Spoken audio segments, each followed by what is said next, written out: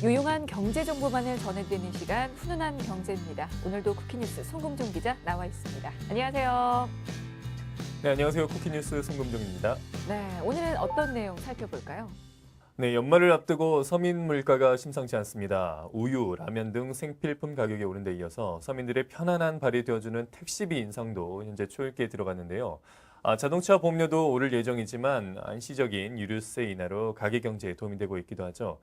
그래서 오늘은 연말 경제 정보 정리해서 준비했습니다. 네. 최근에 식품업체 가격 인상 소식이 들려오는데요. 이와 관련돼서 인상되는 품목과 분야들 살펴보도록 하겠습니다. 자, 먼저 국민의 발인 택시비 인상 소식이 뜨거운 감자였는데요. 이 소식부터 좀 살펴보도록 하죠. 전국적으로 택시비가 인상될 예정인 거죠? 네, 그렇습니다. 이미 서울시를 비롯한 대구, 울산, 대전 등 대도시에서는 택시비를 올릴 것이라고 내비쳤는데요. 서울시는 택시 기본 요금을 3,000원에서 1,000원 인상하는 방안을 추진 중이고요. 택시 심야 할증 시간도 밤 12시에서 1시간 앞당겨진 11시로 변경될 예정입니다. 네. 이 택시 기본 요금이 인상된 지는 사실 좀 꽤 된 것 같은데 언제 인상이 됐습니까? 네, 서울시 택시 요금은 지난 2013년 10월 기본 요금을 2,400원에서 3,000원으로 600원 올린 뒤 5년간 계속 동결돼 있었습니다. 그러니까 5년 동안 전체적인 물가가 또 오른 만큼 택시 기본 요금도 올리겠다는 거군요. 그렇습니다. 앞서 서울시는 내년 생활임금을 올해보다 10.2% 많은 시급 1만 148원으로 확정한 바 있는데요.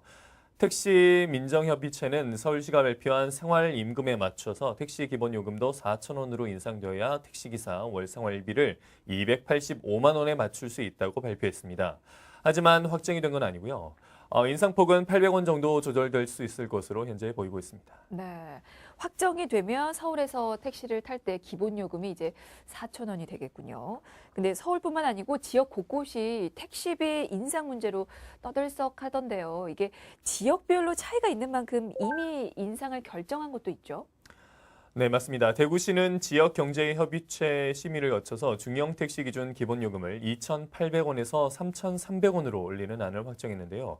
거리요금은 134m에 100원, 시간요금은 32초당 100원으로 14.1% 인상했고요. 대형 및 모범 택시는 기본요금 4,500원으로 500원 올랐으며 거리와 시간요금은 114m에 200원과 27초당 200원으로 조정됩니다. 네, 그러니까 이게 전국적으로 택시 요금 인상이 이루어지고 있는데요. 또 어떤 지역이 택시 요금 인상을 예고하고 있습니까? 네, 울산광역시도 인상 대열에 합류했습니다. 울산시는 최근 대중교통 개선위원회를 열어서 택시 기본요금을 2,800원에서 3,200원으로 500원 인상한 택시요금 조정안을 심의 의결했습니다. 이번 조정안은 울산시 물가대책위원회를 거쳐서 내년 1월에서 2월부터 시행될 예정입니다. 네, 사실 뭐 서민 입장에서는 서민들의 발이 돼주는 이 택시비 가격 인상 소식이 그렇게 반갑지만은 또 않을 것 같은데요. 근데 이제 택시비 인상 소식만 있는 건 아닙니다. 그와 더불어서 할인 혜택 소식도 있다고요. 그 정보도 좀 들어볼까요? 네, 한 이동통신사는 올 연말까지 자회사 콜택시를 이용하는 고객에게 택시비 10%를 할인해주는 혜택을 제공할 것이라고 발표했습니다. 해당 택시 앱으로 택시를 부른 고객은 하차시 앱 결제를 통해 요금을 할인받을 수 있게 됩니다. 할인된 금액은 이동통신사 측이 부담하고요. 단 이용 횟수는 월 5회, 할인 금액은 회당 최대 5,000원으로 제한되니 참고하시길 바랍니다. 네, 뭐 연말 다가오니까 모임이 잦아지죠. 그런 만큼 또 택시 이용할 일이 많은데요. 이제 유용한 정보가 될 수 있을 것도 같습니다. 자, 근데 이제 이런 할인 같은 건 다른 콜택시 업체에 대응하기 위한 마케팅 전략인 겁니까? 네, 그렇게도 볼 수 있습니다. 워낙 한 택시 업체가 시장을 점령하고 있으니까요. 한 시장 조사 업체에 따르면요. 복수응답 기준으로 모택시 앱을 이용하는 이용자는 전체의 96%, 또 다른 택시 업체를 이용한 자는 6%로 조사됐습니다. 그래서 이제 시장 점유율을 좀 높여보겠다는 의도로 볼 수 있습니다. 네. 자, 이렇게 전국적으로 택시비 인상이 추진이 되고 있는데요. 그래서 그런지 이렇게 함께 모여서 차를 타는 카풀이 또 이슈였죠, 최근에. 네, 맞습니다. 카풀, 즉 차량 공유처럼 택시의 대안 서비스가 큰 인기몰이 중인데요. 한 업체에서는 정식 승인받은 카풀 기사가 4만 명을 넘었고 시범 서비스 중인 또 다른 서비스 이용객도 현재 급증세입니다. 국토교통부 승인을 받아 시범적으로 운행에 들어간 이 서비스는 11인승 승합차로 운영을 하면서요. 운전기사가 포함된 렌터카 개념으로 보면 됩니다. 최근 유사 택시 시장에서 돌풍을 일으키고 있습니다. 사실 이 처음에 카풀 서비스 얘기 들었을 때 좀 이해가 안 됐는데요. 지금 기사가 포함된 렌터카 개념의 승합차라고 정의를 내려주셨습니다. 이거는 그러면 택시를 이용하는 것과는 좀 다른 건가요? 네, 앱을 통해서 이용한다는 점은 기존의 콜택시와 크게 다르지 않지만 요금은 좀 더 비쌉니다. 대신 차내에 무료 와이파이와 스마트폰 충전기 등이 제공이 되고요. 아무래도 넓은 공간 때문에 좀 더 편하게 이동할 수 있겠습니다. 실제로 이 서비스는 이용자 호응 속에 SNS에서 입소문이 빠르게 퍼지고 있는데요. 차량 호출 즉시 차가 지정되는 바로 배차 시스템과 표준화된 탑승 서비스, 그리고 쾌적하고 편리한 공간 등을 강점으로 꼽고 있습니다. 네, 뭐 그런 여러 가지 강점들이 있다면 고객 입장에서는 또 만족할 것 같은데요. 이게 재탑승 비율은 어느 정도 되나요? 재탑승 비율도 높은 것으로 나타났습니다. 처음 이용한 후 다시 탑승하는 비율이 출시 2주 만에 평균 50%대를 넘어섰고요. 그 후에도 재탑승 비율은 지속적으로 증가해 최대 80%까지 기록됐다고 합니다. 신규 유입 고객과 재이용 고객이 두루 확보되면서 가파른 상승세가 일어나고 있는 것으로 볼 수 있습니다. 네, 이렇게 고객 반응도 상당히 괜찮은 것 같은데요. 최근 앱을 이용한 콜택시 시장을 점령하고 있는 이 한 업체에서 카풀 서비스를 추진하기로 하면서 이게 택시 업계와 정면 충돌하고 있죠. 네, 최근 자회사를 합병하며 카풀 서비스 개시를 추진 중인데요. 생존권을 내세운 택시업계가 완강히 반발하고 나섰습니다. 하지만 아직 서비스 시작 전인데도 심사를 거쳐 정식으로 승인받은 기사만 전국 택시기사의 15% 선인 4만 명을 넘었고요. 연말 연시 대목을 노린 연내 서비스 개시 방침이 재확인되고 있는 상황입니다. 네.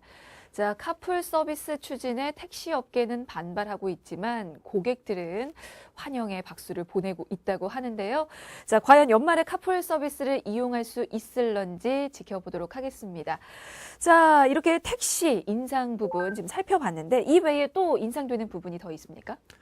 네, 보험료도 일제히 오를 예정이어서 서민들이 느낄 경제적 압박은 한층 가중될 것으로 보입니다. 일단 건강보험료는 내년 1월 1일자로 3.49% 인상을 앞두고 있습니다. 그건 지난 2011년 이후 8년 만에 최대치에 오른 폭입니다. 네, 내년에 이 건강보험료 인상 소식이 있고요. 그리고 자동차 보험료도 오를 예정이라고요. 네, 인상률 목전에 뒀다는 분석이 나오고 있습니다. 인상률은 3%대가 가장 유력한데요. 최근 금융감독원이 발표한 자동차 보험 사업 실적에 따르면 11개 손보사의 1분기에서 3분기 자동차 보험 손해율은 83.7%로 지난해 동기 대비 4.8%포인트 상승했습니다. 국내 손해보험사의 자동차 보험 적자 규모는 2,104억 원에 이르는 상황입니다. 네, 그러니까 적자 규모가 커지니까 손해보험 업체 입장에서는 뭐 자동차 보험료 인상을 더 이상 미룰 수 없다. 뭐 이런 목소리가 나올 수밖에 없겠어요. 그렇습니다. 실제로 일부 보험사들은 이미 보험료 인상을 위한 준비에 들어간 것으로 전해지고 있습니다. 한 보험사는 보험료 인상률을 약 3%로 가정해 보험개발원 자동차 보험 기본 보험료율 검증의 적정성 여부 검토를 의뢰한 것으로 알려졌고요. 또 일부 손보사들은 정비요금 인상, 손해율 상승 등 자동차 보험료 인상 요인에 따라 약 7에서 8% 올리는 방안을 추진하고 있는 것으로 알려졌습니다. 네, 뭐 자동차 보험료가 구체적으로 언제 또 얼마나 인상될지는 아직 확정된 바는 없지만 그래도 올라간다면 한 3% 정도 최소 오를 것이다라고 예상을 하고 있습니다. 자, 이렇게 먼저 다양한 분야에서 인상되는 소식들 좀 전해드렸는데요. 이에 반해서 반대로 인하되는 부분도 있습니다. 자, 얼마 전 정부가 유류세 인하 소식을 발표했죠? 네, 그렇습니다. 정부는 지난달 6일부터 6개월간 휘발유, 경유, 액화, 석유가스 부탄에 부과하는 유류세를 15% 인하했는데요. 유류세는 휘발유와 경유에는 교통, 에너지, 환경세와 자동차세, 교육세가 부과되고요. LPG 부탄에는 개별 소비세와 개별 소비세에 교육세, 부가가치세가 부과됩니다. 그래서 유류세가 휘발유 가격에서 차지하는 비중은 53.2%, 경유는 44.5%인데 그걸 한시적으로 인하하기로 한 겁니다. 그럼 언제까지 혜택을 볼 수 있을까요? 정유사들은 11월 6일 0시 출고분부터 내년 5월 6일 11시 59분, 59초 출고분까지 유류세 15% 인하가 반영된 가격으로 주유세에 휘발유, 경유, LPG 부탄을 공급하게 됩니다. 네. 사실 뭐 차량 유지비 중에서 기름값 무시를 못 하는데요. 그래서 자차 많이 이용하시는 분들에게는 좀 희소식이 아닐까 싶습니다. 근데 그 효과는 좀 나타났습니까? 지난달 13일 한국석유공사 유가정보 온라인 서비스에 따르면요. 그 전날 전국 주유소에서 판매된 보통 휘발유 가격을 리터당 평균 1,580.3원입니다. 11월 5일 1,690.3원과 비교해보면 무려 115원 떨어진 건데요. 같은 기간 경유는 1,495.8원에서 1,422.4원으로 전국 평균 73원, LPG 부탄은 934.3원에서 906원으로 30원가량 하락했습니다. 네. 그렇군요. 이게 혹시 지역별로 보면 좀 다를까요? 네, 지역별로 보면 제주도 하락폭이 가장 컸습니다. 제주는 11월 6일부터 일주일간 리터당 128원 내렸고요. 서울과 부산, 대구, 인천, 광주, 대전, 경기도 내림폭이 평균을 웃돌았습니다. 하지만 전남은 103원 하락한 데 그쳤고요. 울산, 충남, 전북, 경북, 세종 등도 하락폭이 110원에 미치지 못했습니다. 네, 지역별로 좀 하락폭 차이가 있는 것 같은데요. 자, 정부 추산과 비교해 보면 어떻습니까? 앞서 정부는 유류세 인하분이 소비자 가격에 모두 반영될 경우 휘발유는 리터당 123원, 경유 87원, LPG 부탄은 30원 가격이 떨어져야 한다고 추산했는데요. 아직 유류세 인하분이 100% 반영된 것은 아니지만 그래도 상당 부분 적용한 것으로 보입니다. 이게 근데 주유소별로 다른 이유가 좀 궁금합니다. 사실 유류세 인하는 동시에 적용을 했는데 왜 주유소마다 이렇게 가격의 차이가 있을까요? 정유사들이 직접 운영하는 직영 주유소는 유류 가격을 11월 6일 0시부터 내렸습니다. 그러나 대다수의 개인 주유소는 보유하고 있는 재고를 판매한 뒤에 유류세 인하분을 반영하기 때문에 유류세 인하가 소비자 체감으로 이어지기까지는 다소 시간이 걸릴 것입니다. 그러니까 재고 물량에 영향을 받았다고 보면 될까요? 네, 통상 기존 재고 물량을 소진하는 데 걸리는 시간이 2주인데 이보다는 훨씬 짧아졌다는 평가가 나오고 있습니다. 다만 기존 재고 물량을 고려하면 개별 주유소 판매 가격에 이번 인하 조치가 반영되는 것은 시차를 두고 이뤄질 것으로 보입니다. 네, 사실 많은 국민들이 유류세 인하 소식에 참 반가워했는데요. 사실 정부가 이것뿐만 아니고 여러 가지 이 물가 인하 정책을 펼치고 있습니다. 과연 그 효과가 어디까지 이어질지도 관심사인데 어떻습니까?